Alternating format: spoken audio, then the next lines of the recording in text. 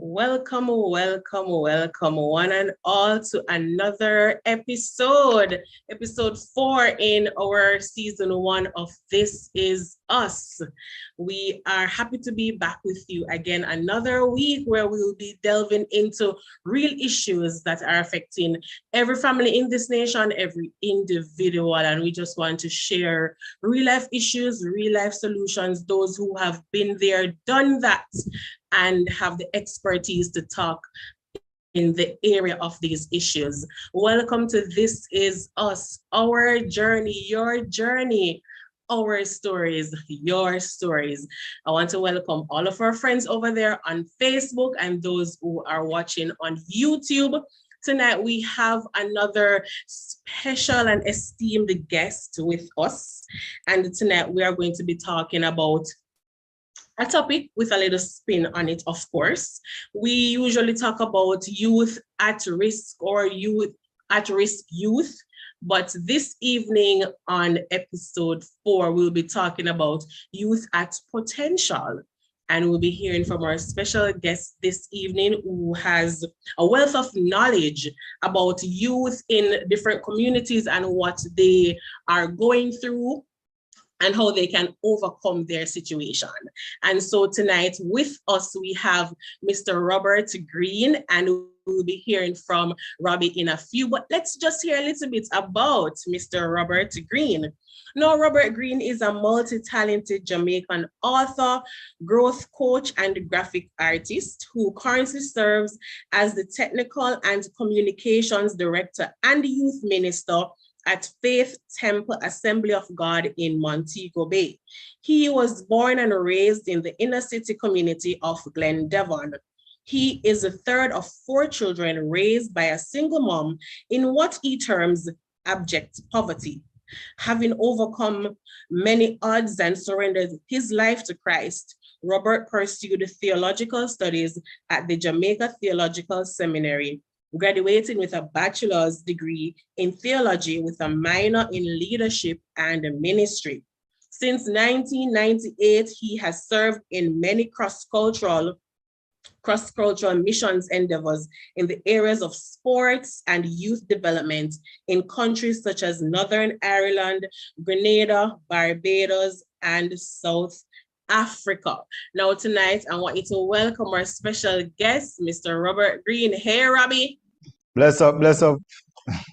Hi. Thanks for having me on This Is Us. Yes, thank you for being our special guest. Now you'll be joined very shortly by my co-host, my husband, Teddy Jones. He's somewhere checking to see that everything is okay and everybody is hearing us and seeing us. All right, so tonight, Robbie, I want to welcome you to This Is Us, and we know that we're talking about a topic that is very dear to your heart and your ministry and what you currently do. Youth at risk is what we usually term our youth who, somewhat are troubled or have little issues, but tonight we want to put a positive spin on it. Youth at potential. Tell us some more about this twist with the terms. All right. One of the things that we always have to do is see beyond the immediate. Yes. When we speak about risk, we know that we are speaking about persons with certain vulnerability, the disenfranchised, and also people from a certain demography. Yeah, it's aimed at primarily in Jamaica, inner city youths. And if you look on the wider scale, it's aimed at youths from countries that we consider third world countries or countries that have fallen from grace on the economical setting. So you talk about Brazil and the favelas, you talk about Northern Ireland and the estates, you talk about South Africa and the varying townships that exist in those countries, you talk about America, you talk about the projects. Mm-hmm. So it always speaks about or speaks to young men, young people who society has somehow neglected, one way or the other. And as a result, there are certain proneness to to what we call maladaptive behavior. So they may end up in crime, they may end up being pregnant early, they may end up suffering from certain kind of, or they'll be predisposed Right. to ending up in dire straits. Mm-hmm. But when you look on the potential that all of these young people have by observing the trendsetters who came out of these favelas, estates, townships, Mm-hmm. inner city communities in Jamaica, you recognize that if the verbiage is changed, then you may just have an impact on life. Right. If you can point me to something, the bigger picture, something greater than myself, and set me on a trajectory that I'm living for not just the now. Yeah, I know I have certain challenges. I know I'm born in certain communities, but if you can help with your words, just by how you class me, how you title me, you may just point me to something greater than myself. And Right. most of the stories that I've heard about persons who became successful, there was a coach, there was a Mm-hmm. youth pastor, there was an Mm-hmm. older man in the Mm-hmm. community, there was a man who sell cane from the corner who normally sit down beside or whatever it is. But there was Mm-hmm. always somebody who spoke the right words. Yeah. And even with you, Robbie, growing up in a inner city community, Glendavon in Montego Bay, we all know the stigma attached Yeah, to certain communities. But you have come out. yeah, So share yeah. with us as a youth growing up in such communities. And my co-host is now here with me. Virgin Hill. Bless up, Lord. Yeah, man. Yes, bro. Glendavon, Montego Bay. I remember the first time you took me there, sometime in the latter part of 1998.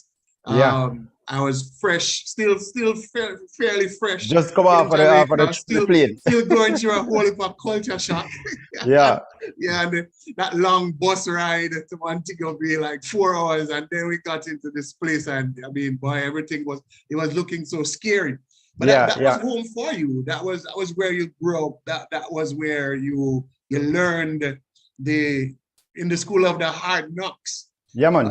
A community that still has its challenges, but has come a long way and has produced so much positive, yourself and many others. But what was it like growing up there, and particularly as it relates to what you saw, what you experienced within the context of your own family and the families around you, how that shaped your growing up, your formative years as a youth in Glendavon and other youths that you would have grown up with?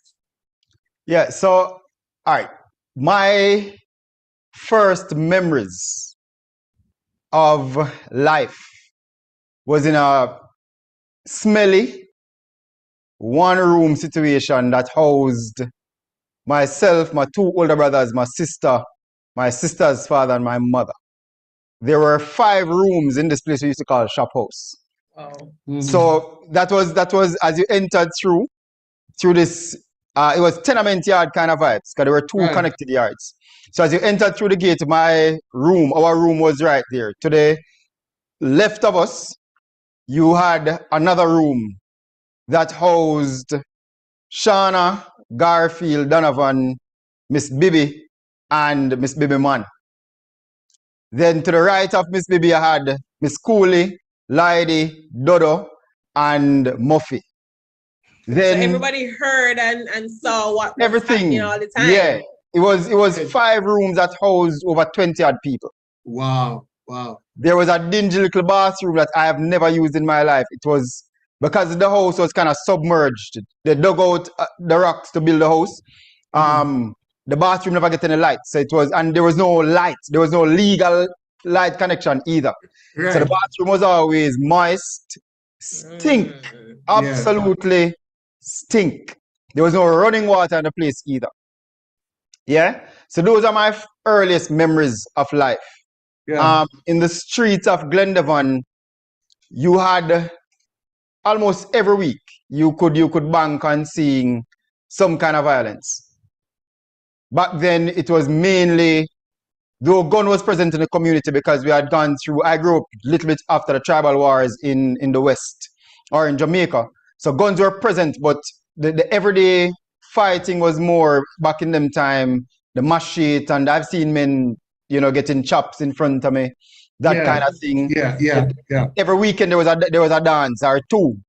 I would leave youth meeting on a Friday night before I became a Christian and go to Tika music or Pieces music, which were big sounds back in the days out of the West. And occasionally you'd have Stone Love come on the corners. Right.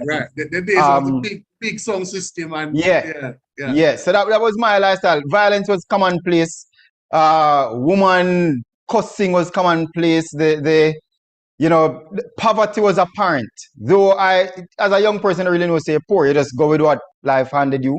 But when you started going to high school, you recognize birdcage, I'm really poor, Yeah. But the hands of poverty were apparent. Really, really apparent. Growing up in Glendavon. And then as I became a teenager and guns started to move back into the community, into the hands of younger people, we had certain gangs notorious gangs that, would be on the news. So you had the grandfather for the Stone Crushers. The Stone Crushers may be the one most known to people now, but you had the grandfather gang because it's one family that kind of really, as the older person died, another one rise up and start a different gang and in a different gang, and it came right down. So, these were some of the stuff. Alcoholism, as an alcoholic from I was very, very young, just because of the abuse I saw in my home, my mother being kicked in her belly even she was pregnant with my sister. And being the third boy, I wasn't able to retaliate because I was the youngest. Right. So as a result of that, I became very, very introverted, just turning to the bottle from very early. Yeah. Very, very early. When you go buy a room, nobody really check your age back in the city because you were free to purchase anything. Right. Yeah. Were you at all any bit influenced or initiated in any of these gangs? Were you tempted? Were you given the opportunity to carry guns to defend yourself? In my growing up, as I said, I think if I had grown up in this current Glendavon, that would definitely be my story. But growing up back then, I remember in that little one room, my brother and a guy who was actually on Jamaica's one of Jamaica's most wanted man, few years ago, they would gamble in my house. Because that's the house where my mother is a craft vendor, so she was never there. And so they'd come there and gamble. And on my street as well, hey, God good enough, because on my street as well, when somebody wanted to join a gang, they'd move away from my street. Because on my street, there were the elders on my street, were more men who came out of the tribal war kind of vibes, and there were more. We had a sports club on my street. We would play football. It was one of the flattest streets in Glendavon, so we'd play football. So sports was the alternative. And the elders would not allow you to get involved in certain things. So even that guy, when he wanted to become a part of a gang, he went to the road parallel to ours. Right. Yeah, you have to move away. Yeah. So our street, the elders kind of hold the levels on my street. So we didn't really have until now. Like nowadays, it's there. But one of the most notorious, one of the gangs that them call the name most in Amobi comes from the street I grew up on. But back then, it was more alcohol and smoking. I remember the first time I inhaled weed. My brother and his friends cupped their hands like this and put the lit part of the spliff in their mouth and cover my nose and my mouth and blew it. So the smoke filled their hands as they cupped my mouth. And I had to inhale. Yeah? So inhale that boy. Yeah. And that was from I was very young. That was from I was like in primary school. Yeah. So you were exposed to these things. Right. And earlier you spoke about your siblings and your sister's father, but I did not hear you mention your own father. How did that affect you? And we all know the term father wound, probably not everybody, but you didn't mention your father any at all. How did that affect your growing up and so on? My father was around, but listen to this. The account of my mother, bless up Miss Dar. Blessed memory. When my mother and father split just before I was born. Yeah, but she was pregnant with me. And I had two older brothers. So my father wanted a girl. So the story is that when I was born, because I wasn't delivered in the hospital, I delivered Miss Bibsy. Not Miss Bibi, Miss Bibsy delivered me. At home? Yes. So when I was born, my father was there. And when she went out and said, it's another boy, I heard that my father kiss him teeth and say, boy again, and walk out, you know? Wow. And then very soon after he had gotten married to his now wife, I suffered at that lady's hand to some extent as well, because, you know, whenever I visited there as the child who visited that yard the most from my mother, and, you know, comb would lick me in my head and those kind of things. Right. My father did not even know how, the first time my father said, I love you, was as doing my pastoral internship in St. Thomas. And while going over on Sunday morning to preach Father's Day, I sent him a message, Happy Father's Day, Daddy, love you. And he sent back, me too. That is the first and only time my father ever said he loved me, because me too, we know what I mean. This is in your 20s. This is now in your 20s. Yes. Yeah. Yeah. So the relationship wasn't one that I can, like, I've never, I said this to church the other day, I was preaching on grace, that I can never ever remember my father hugging me as a youth, but I can remember the one time my father took a drag and lick me. Oh, can you imagine you remember the negative? Right. But I've never been hugged by my father. The first time we embraced was for a picture, and I initiated because he's well shorter than me. So I initiated and put my hand around him. Yes. And I can just imagine how awkward that moment was, right? For him, not for me, because, you know, man deal with them thing and heal from all them kind of stuff. Right. You know? And even my father wouldn't came because, you know, again, I had to turn to the bottle. I was witnessing this abuse at home, and his wife wasn't kind in those days to me. My father was stepping in and defending. Yeah, I wasn't getting the support. Like my two older brothers were supported properly. I had to hustle while going to high school. So while going to high school, I collect all my lunch money on Sunday and buy banana chips, bag juice, and biscuits. Yeah. And you took I remember you sharing with us, so you took the books out of the bag to make room for the rum bottle. For the rum bottle, because I hustle not to buy KFC, you know. I hustle so I could buy rum for drink at night time and liquor for cargo school in the days. Right. To all about masking the pain. Yeah, man. There was a lot of it. Provide an avenue for release from all of that pain and suffering.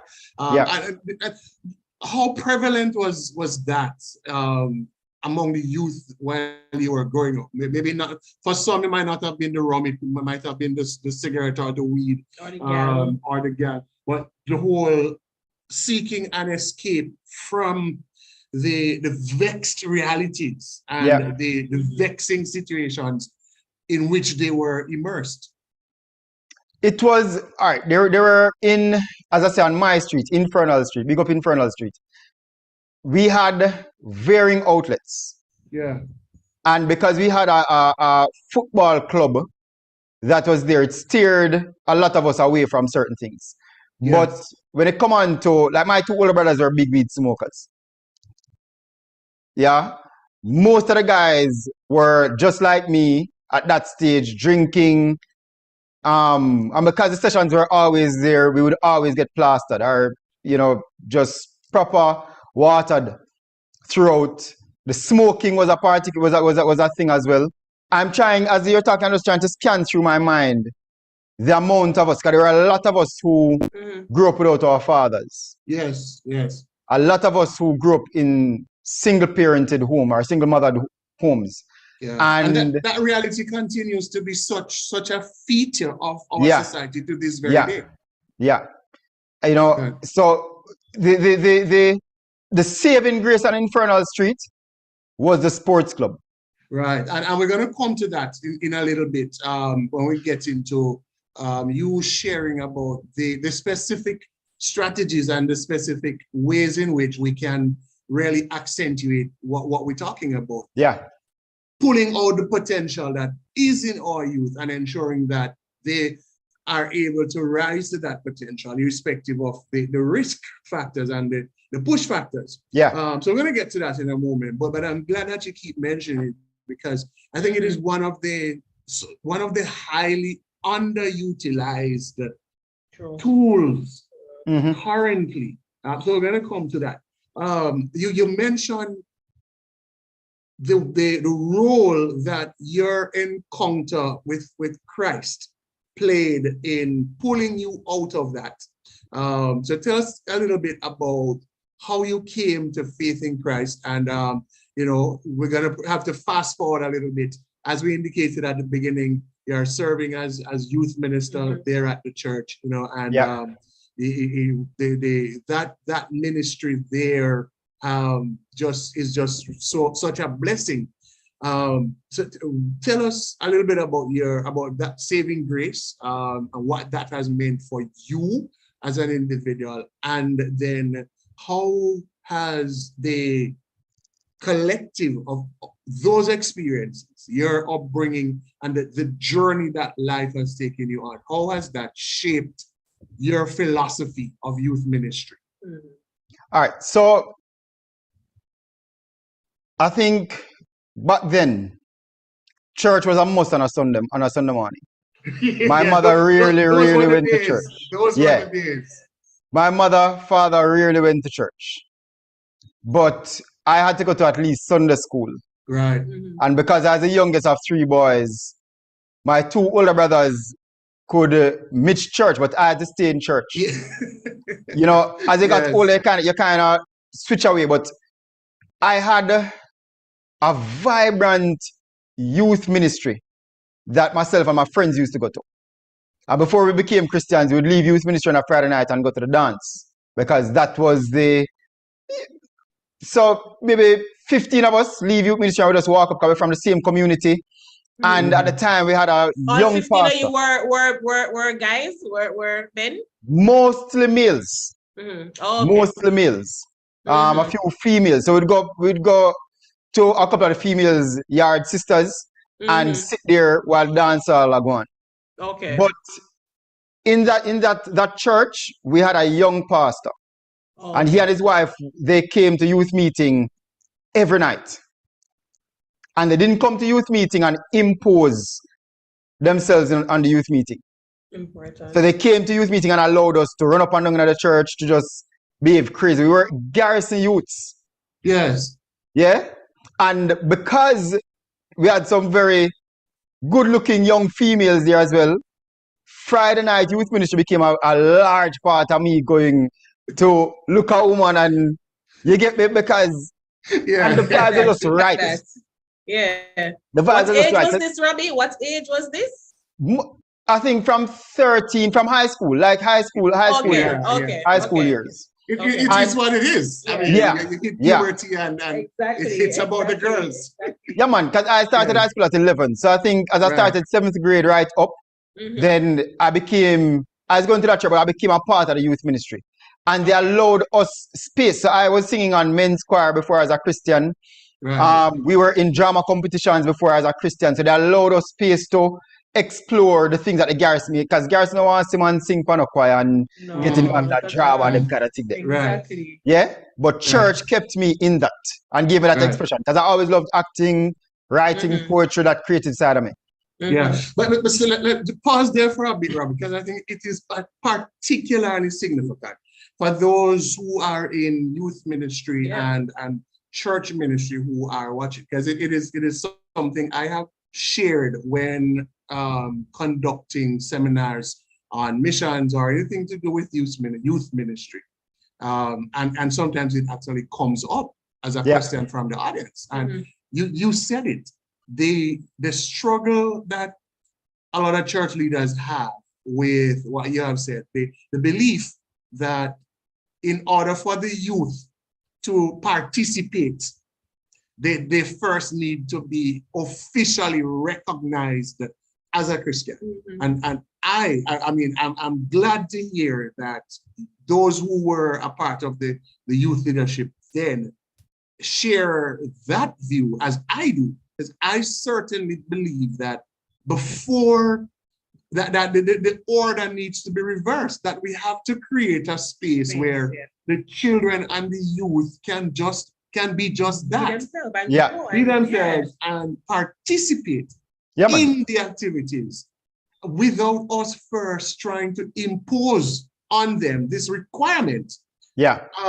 Because it works in reverse. When you create that space and you offer the kind of guidance, and you're not forcing anything, you're not imposing anything on anyone. That is where you find the greater likelihood of those persons wanting to stay, wanting to be a part of the more that is there to experience. So I wanted us to just zoom in on that. I know it is highly unconventional, and let's just say on this podcast, we did indicate that we are going to go deep, we are going to rock the boat deliberately. We are not about maintaining the status quo. We are about what works, and sometimes what works is what is disruptive. Yeah, man. Here it is, Robert is telling us from his personal experience that is how he got started. Go ahead. Yeah, and not just me, because, all right, so back then, as I said, a lot of us as young men used to go to that church. And I can maybe say most of us. Some of them call some, so you have myself, Birdie, as well, nicknames, Reggae, who was a part of it. We used to call Dougleman, Yuan. All of us got saved, young men in our teen years, because of that, because we had the opportunity to explore these things within the church. Right. Out of that, you had a couple who left the faith. Yeah. I think those names I called, maybe just one person is still outside, but everybody else is inside to some degree. Great. Yeah. Great. The guy Reggae, he became the pastor at that very church. Wow. And we all got saved as young men. Young men who could have been otherwise minded. I tell people, if I wasn't a Christian, I'm not even sure if I'd be alive, because I'd be one of the richest scammers I'm on to be. Exactly. One of the richest scammers I'm on to be. But the church gave me that opportunity to remain. Right. To remain. We had football, and again, the youth pastor. He's one of the persons who, not youth pastor, he was the pastor actually. But he and his then wife were the persons who helped to motivate us. I never felt pressured, forced into church or Christianity. When I became a Christian at camp. And the first year, the pastor sponsored us. So load up in white ladder. Yeah, we actually getting into some of the practical stuff. Even though we would not parry just any question. But so I'm a camp baby. Right. Yes, the 28th of July. Now I see why you are so much in support of and advocate for camp ministry as a way of harnessing the potential that is in youth. Yeah. And so the first year we went to camp, and I saw young people from across Jamaica celebrating God. Yeah. And I was not a Christian. Most of us who went from the church weren't Christians. But the pastor decided, you guys have to go, and he brought us up and came back for us. The second year, he sponsored, I think, part of the money again. And because I'd gone on experiences, I wanted to go. Now, by then, I was maybe in 10th grade. I had squandered my chances at Conwell College, so I was going to be expelled, gotten in fights, gotten in all different kind of things. School like about 6 months of school one time, 3 months of school the next time. Just not being like, I went into all the dunce class, I just hated high school, the academics, but high school was the best time because I have friends now that I play football with, Sundagan, who I met in high school, almost 30 years of friendship. But by then, woman and all these kind of things. So I went to camp one year and I said, God, because I was going to be expelled from Cornwall College. I don't promote fleece bargains, but I said to God, listen to me now. You see me there right now? I was talking to 5 girls at the time. Most I met through church. And I said, my life is ruined. Talking to 5 girls at the there time. There were 5 women one time. What do you mean? Oh, okay. Yeah, right? Interesting. How you did that though? One man. How you did that? No, because it's easy, as a young youth, nobody gets people see you talk to everybody. This was before WhatsApp. Long before WhatsApp. Exactly. Long before WhatsApp. So they were, even if they're in the, I think they were like 2 in the same community, but they lived on different streets. And people are really straight, come out your yard, them kind of thing. I mean, I invite nobody in my yard because they're poor. The others live outside of the community. So as a young youth, Mr. God, listen to me. I'm tired. Like I knew my life was going to go downhill because I was going to be expelled from Cornwall College. I hadn't gone to school in 10th grade because of how fight I got into. And that prevented me from going to, I was at school, but just never in a class. I was at art class because I'm a computer graphic artist now. And I've always loved drawing and these kind of things. So I went to art class and the teacher never run me out at all. So having failed 10th grade, being in 11th grade, going into 11th grade, I knew I was not going to be recommended for any subject at the general level. It would be the basic level. So when it came November, I knew I would have been out of school. But the July before that, I said to God, listen, my life is done academically.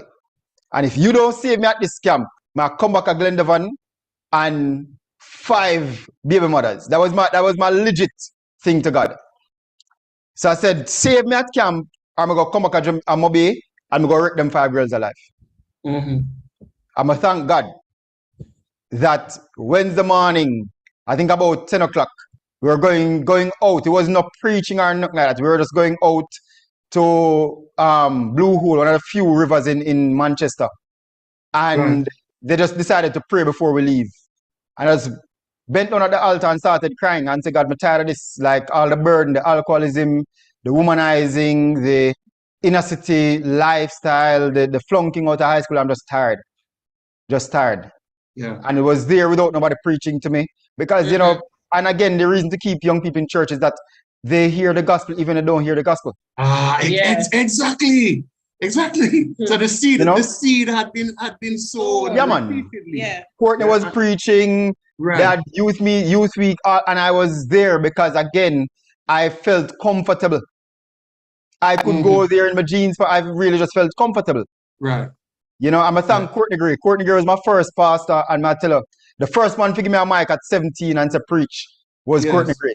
Yeah. You know? So when you have, and again, it comes down to seeing potential in a person. That's it. I had all the signs and the trails behind me to say, yo, just Laura Robert make him go and do him thing. And as a very angry young person as well too. So you know, all them kind of stuff. And with all that pain and so from early days. So Courtney could have said, you know what? Make him go and do him thing. Just low him up. Right. But he and his wife, which is where so many of us make the mistake. Right? We choose to see a hopeless end for that young person. We choose to see the nothingness. And as we said for this episode, we really want to accentuate that we have to begin to shift the perspective. Because if we keep seeing them as at risk, and if we keep seeing them as destructive and hopeless, then there's not going to be any desire to try to reach them and to try to do anything that can help them to find a different pathway. Right? So you got started there, you got saved at that camp. Courtney Gray saw the potential in you and gave you that mic. And as I say, the rest is history. You from there, you have spoken on stages, high and low, carrying the baton stages, makeshift stages, no stage at all. Yeah, man. You know, we've been to Grenada, to the schools, in the schoolyard, on the football field, right? So what we want to do in the time we have remaining, let's see if we can talk about some of the practical stuff. We want to keep it very practical. Yeah. You've mentioned sports, so we could probably start there. I know there is the performing arts, and then there's mentoring. And tell us, really want to hear a bit about the adventure strategy that you would have been a part of a lot in Northern Ireland in particular. We don't have much of that here. You said one thing over and over, and again, I don't want our viewers and listeners to miss it. The ways in which those early persons in your life, they spent money. Yeah, man. They sponsored you to camp. They spent money on yourself and those other youth. And so often we talk about that we want to reach youth, but the way we plan our budgets does not support the fact that we claim that we want to reach. We don't put the budget where our mouth is. True. Even the time. The time and the energy. The time and energy, because those can be taxing, and depending on where the person is, you share your experience. How many persons would take the time out and the energy to say, hey, this young man, these young men, they have potential, and I am going to spend my time and my energy, my efforts and my money investing in this young man or these young persons. Not a lot of persons will do it. They will say it. But when they start, they realize it's too much. Hey, I'm backing out now. I'm not putting so much. I changed my mind. But these persons in your life, they stuck with you. Yeah. Because how much is too much? You just can't put a price on an individual's life. And you never know the extent of the impact. I mean, some of these persons who reached out to you and the others perhaps have never left Jamaica. True. You have. And you have touched lives. I mean, I'm seeing some of the young people in South Africa when we went there. I'm seeing some of them right now. And even today, 7, 8 years later, some of them are still reaching out and connecting and thanking us for pouring into their lives. So you never know the multiplier effect when you see a young person at potential and you pour into them. So share with us about what you've done, what has worked for you in terms of sports, these unconventional things, but yet that are so effective. So I've worked across most of the disciplines and spectrums. Like while in high school, I was involved to the latter part after I got saved, we started a ministry called Explicit Youth Ministry. And it was a drama-based ministry. So we've been to Case, we've been to Bethlehem Teachers College, we've been all over the island. We were on Love FM at different points. And again, that kept, a lot of the guys from the church we got saved in, they became a part of that. And then other churches became a part of that.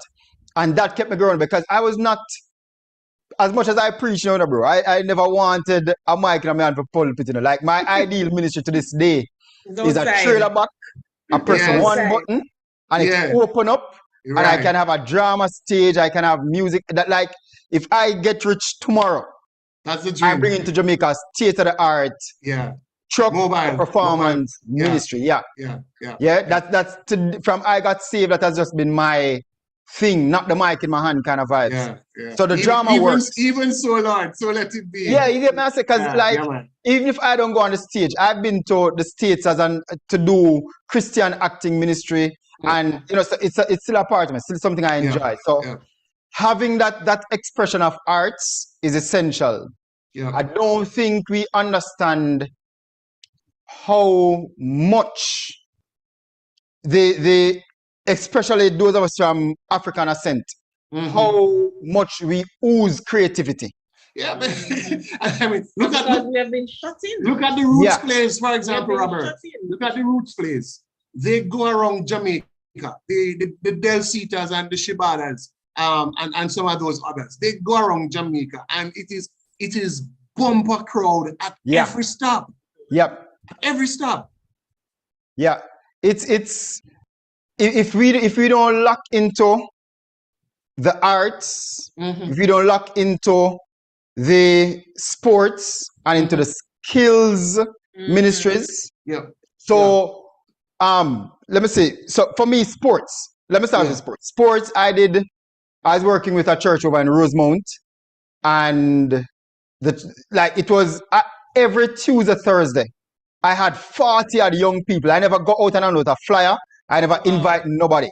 40 odd young people, men and women, on that court. And the church stopped it. I was working with a church up in Whitehall Avenue. Wait. The church stopped it. Say that again. The budget never aligned. The word. Yeah. To this day, when I see them youth in town, Robert, like they still have this certain level of respect because I would talk to them. I would pull one of them aside, and these youth guys came from surrounding inner city communities. Right. Tough guys. And they were coming out every Tuesday and Thursday. Right. I was working with a church in Whitehall Avenue as well. Again, inner city youth from the community. Right. I had Whitehall, Kingston. Yeah. I had one incident of cuss word. Mm-hmm. One incident, and these are all young boys. They were all under 14 at the time. Right. And we were out at Whitehall Primary School, running up and down, me wanting to beat them demo, and it was just that kind of camaraderie. And they started coming to church. Again, the church budget never aligned, and they pulled the plug on that. Right. I look on examples like Fellowship Tabernacle. Right. And New Life, which both had the largest ratio of male to female. Males, absolutely. Out of sports ministry. Right. Yeah. No, so that's New sports. Life had I think a 100 man choir at one point. Choir at one point, and a lot of them were young people, young men. Yep. And these guys came from Cassava Peace and those communities and stuff like that. Yep. And the lanes have Pastor Rob name in one I sang them. Yeah. Because he used to visit the church as well. But he not play ball, but in Bridgman used to come up and play ball. Right. So the churches I've seen that excel with winning men are the churches that target the things that men want to be a part of. What men do naturally. Yeah. It's not a competition, It's about using the very things, reaching men and youth where they are as they are. So I mean, I think we have it twisted very much, and it's as if we can't seem to see that we are flogging some dead horses, we are scratching where nobody is pitching, and our youth remain where they are instead of where they need to be. Yeah, man. And so if we lock onto certain things and look at the bigger picture, we recognize that it makes no sense standing to take a penalty when the ball is at the halfway line. And a lot of times we're doing that and hoping to score, and we'll never ever score. That's right. Now, that's right. Skills ministry is the next thing that we don't do here. And through Northern Ireland, and when we went to South Africa, Farming God's Way, we see the effect that can have. Yes. Jesus Christ walked around with men who were mostly fishermen. They already had their skills. He himself was a carpenter. You look on the Hebraic society, it was a skills-based didactic society. So through skills, catechism was experienced. Through skills, that's right. The teaching of the word was experienced. Life on life. The experience. Life on life. Experience. So if a lot of churches need to clear out some of the Sunday school rooms and put in two woodwork tables inside there, if you're a rural church, you level off a piece of land and get some people to come in and farm, do some hydroponics, explore different ways of doing skills for ministry's sake. I think we have missed it big time. We have missed the mark, and then we're just running around. We're just running around with no agenda. What's the agenda for the youth? And then of course there is the income that can be generated from this. So you're solving multiple problems at the same time. So at hydroponics, there is what you call it, apiary, bee, right, and honey. There's ornamental fish farming as well. There's so much, and it does not take a lot of resources. It simply. But if you go to RADA with some of these plans, RADA will actually assist you. And I think that sometimes the church complains about. For every solution, we find a problem. We find several problems. Yeah. So the resort, if you're in a rural or urban setting, these things can work. One of the things I used to do with young men at church, I had a program, and in Jamaica, we don't really have a curriculum-based program for youth. So one of the things I did, two things I did at church, because you have to cater for everybody. Some persons don't like sports, not going to do the skills thing. So I had a thing called Navigator, which I took on board from Emmanuel Apostolic Church.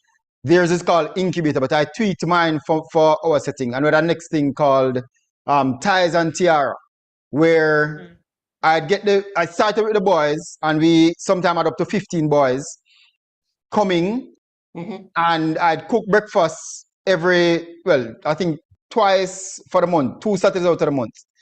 So I'd cook breakfast and then I had a curriculum of personal development aimed directly to boys. Yes. So the who am I questions were answered. Yeah, identity. We looked at etiquette. We looked at just trying to make boys into men and allowing them, allowing them to be boisterous and to, talking to them in roots language, make them know, say, afraid with what is happening in society and in their world. And it was it amazed me at how successful it was. And the boys kept asking for it. Sadly, COVID came and kind of derailed it, but I'm looking to start it back in the new year. It was a 12-month long program, and they wanted to be a part of it. But I think we are not intentional. That's the word. That's the word. We do things. That's the word. Yeah, we're not intentional. So, for example, coming out of COVID now, my youth meetings look way different than they used to in 2020, like January 2020. Yeah. Is it better? Every Friday night. Yeah. Every single Friday night, I go down there, I light the grill, I put some burgers on the grill. Every single Friday night since we started back in March. I started first with soup. Yeah. And then I recognized anywhere there's food, you'll find people. Yeah. And I wanted them to come out from early. Yeah. Food and a football or something. This Friday coming, it's BYM, bring your meat. Tomorrow. So and everybody bring them own meat, season it and drop it on the grill. So, I remember we did something like that in South Africa when I was there the first time. They call it's called braai. And it was a similar thing. Some of the biggest chicken legs I've seen in my life was that thing. But again, it was predominantly men. Yeah. And you know what came to me while we were doing that? The primal nature of the man. Yeah, man. We teach on the gibor, the man as a warrior. And back when the males would go and hunt and they would roast the meat right there in the woods or bring the animals back, and it becomes a celebration in the colony as they put the meat on the fire. And we spoke about that even as the meat was on the grill. Powerful stuff. And let me say, because people may ask, why are we just focusing on males? The reality is this, primarily not just in our context, but outside of our context. Yeah. When you look on the perpetrators and the victims, right, more than 90% of them crime. are men. And simultaneously the perpetrators and the victims are young men under 35. Yep. So if we are going to try to change society, and the church has to become a bit more intentional in how you reach men. Church is very attractive to females. Even though now the church has lost its attractiveness to the Gen Zers. And I just finished teaching a course on youth ministry, and I was talking about the Gen Zers. I did like a sketch of the Gen Zers, and we haven't even started tapping into the Generation Alpha, which is a whole totally different dispensation as well. Yep. And the church hasn't even quite. They have not even caught up with it. No. To the millennials. They've not caught up at all. Not even millennials, bro. Like to the millennials. Listen, if just the church service alone on a Sunday morning is totally alienating the millennials. Yeah. I find millennials, like I work with millennials because my entire leadership team, everyone on it is a millennial. Right. And I tell them, like, me and them knock is because I tell them I struggle to deal with them on a leadership basis. Yes. So for 2 years I turned over everything to them to plan my youth meeting, and now I'm back planning everything. Right. Because they've just said, you know what, we want your input, and the input went from just an input to now you plan and we'll come and execute. You get me? So we have to, like, if you are doing something you did 2020, Yeah. You are way behind it. Way Boy. behind. It's just the nature of the thing. Yeah. Everything is changing so rapidly. Yep. Right. And it forces you to have to do more and be more. And that's probably part of the problem. Yeah. A lot of us are just too lazy. You spoke about like the budget behind it. I think like because a lot of these young people know, and I like the Gen Zers, there's a thing about Gen Zers that I really, really like, and the church is again not afraid to this. Gen Zers are going to get married much later than any other generation. Right. Yeah. And it's not because if they get married at all. Yeah. It's not because of a bad thing. Yeah. But Popcorn do a song say family, and we say family. Yep. How the Gen Zers relate on a social level is that their friendships replace the familial bonds. Yeah. So they see friends as family. Right. Yes, and as a result, the companionship, you have Gen Zers living together in a co-sharing platonic relationship. Yeah, nothing intimate, nothing sexual. Nothing at all. But there's that bond, and that's what matters. So they invest together, they buy houses together, they do all these because they see that as a family. Now, if the church can provide that space, where that space, friends can come, become family, and then you give them the identity, that familial identity in Christ. Yeah. That's just how we're going to reach them. You have to take off the jacket and tie and put on the polo shirt and jeans and allow them to see themselves, to see in you a friend who they can potentially make into a family. Right. So even that outlook has to change. It has to be driven from a different place. You spoke about my philosophy in youth ministry, borrowing from Stephen Covey. Everything I do within my youth ministry. So I came up with a 4-part. I think I use in planning, where it has the me, them, objectives, goals, activities, all that kind of thing. And I tell my young people, my leaders now, do not come to me with any activity that you do not have the resources to implement. Right. Yeah. So when I do that, what I'm saying to them is, one, make sure that you plan first. Right. But also don't come to me with an activity that you don't have a why for, you don't have an objective for. That's it. Just don't do because you want to do. Yeah, doing for doing sake. Yeah. So I'm driven by a why philosophy. Why am I doing this? Why do I cook on a Friday night? Yes. Why do I spend my Fridays going to the market, going to CPJ, going to Mega Mart, so I can come and do burgers on a grill? Why? Yeah.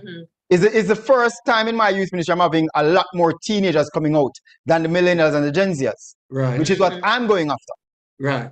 Yeah. So I have most of the teenagers who are coming, well, they are coming out now. I'm able to have a team of 12 teenagers versus 12 adults on a Friday night, on any given Friday night. Yeah. I count last week I had 30 odd young people in youth meeting coming out of COVID. Right. Yeah, coming out of COVID. Yeah. So when I was online, I at different points I had 40 odd, 60 odd young people online. And for the first time, I'm saying, yes, I'm now reaching my teenagers. Right. Exactly. I'm reaching my teenagers. The problem I have, though, TJ and Lati, is this. Because at one of the just to speak to parents. To speak to parents. My biggest struggle in youth ministry is not the young people, you know. Is the parents believing that what is on offer is worth their time and effort. Yeah. So I resist any parent that comes to me and say, I wanted to talk to Daniel for me. Yeah. I'm saying to you, no. Detachment. No, I'm not going to talk to Daniel like that. Bring Daniel to me so I can develop a relationship with your child. Right. And from that, I can easily segue into a conversation that's meaningful. One of the things, I have some young people now who play netball and football, and in the coming season, I'll be at, as many of their games I can go to. Yeah. Yeah? So the parents have to believe in what is happening there. The next thing I'm recognizing is that parents don't take catechism serious. And it's been left to the youth pastor, the youth minister, and the church to catechize a child. Yeah. That's a backward. By that we mean an organized system of training and teaching. Yeah. It is not my responsibility to catechize a child. You know. It's not my responsibility to train up your child in the way he or she should grow. You know. Yeah. I tell them if they are doing it right, I would just come and be like an entertainment coordinator. I keep them active and involved. Right. Yeah. So the parents have to understand the importance of not having your child at the back of the church with them tablet while church is going on, but having a child beside you. So when I go up there and I talk about eschatology, the child can look at you and say, Mom and Daddy, what does that mean? And you are there immediately to give an answer. Right. Yes? I saw a young boy came to our church and the pastor was up there in a talith, you know? And the young boy turned to his parents, confused. Yeah. And said, is pastor a Jew? Right.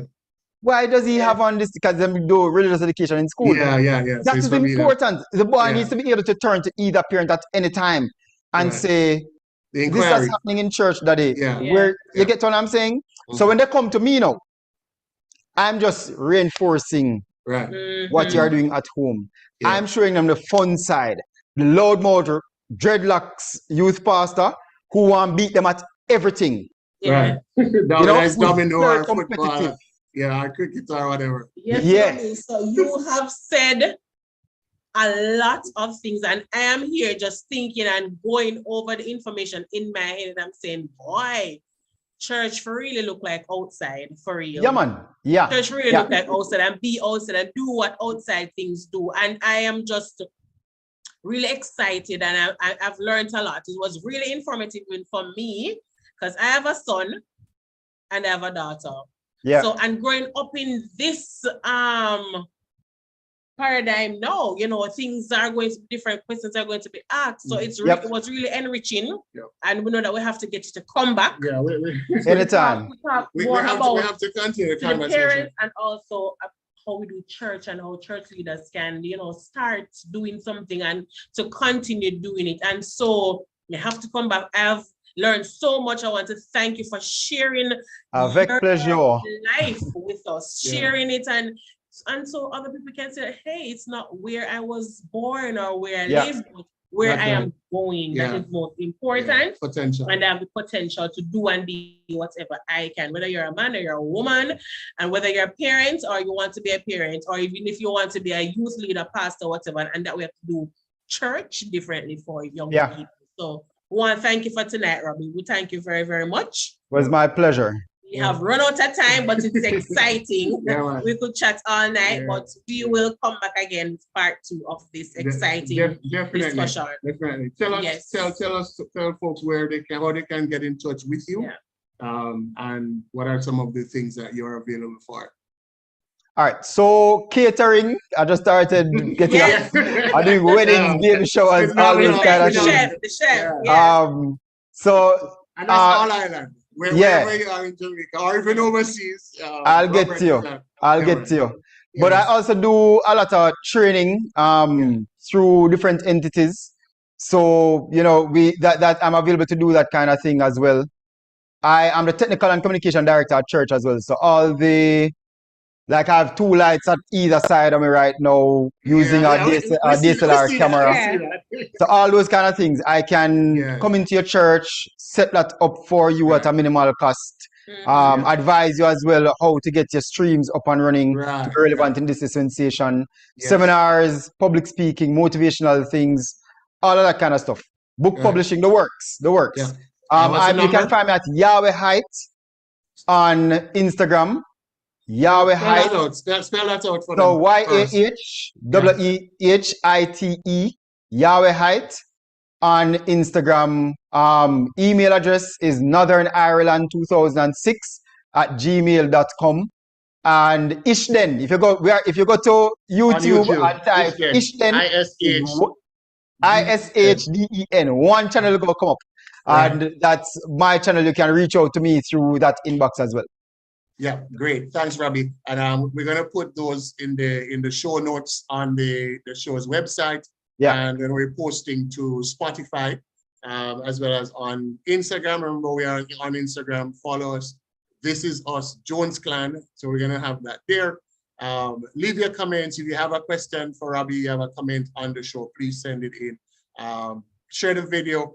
We have a heart for the nation. We have a heart for the nations. Yeah. Right. Robbie and I have traveled to several countries and just shared how the word of God and how the love of God has transformed us and helped us to be where we are and overcome our beginning and have a new ending. All right. So thanks again, Robbie. We'll definitely continue with this conversation. To all our viewers, our listeners, great having you. Let's continue the conversation. This is us. It's all about our journey, your journey, our stories, your stories. And all of us at This Is Us. Thanks again. Have a wonderful evening and see you next time. Bless up.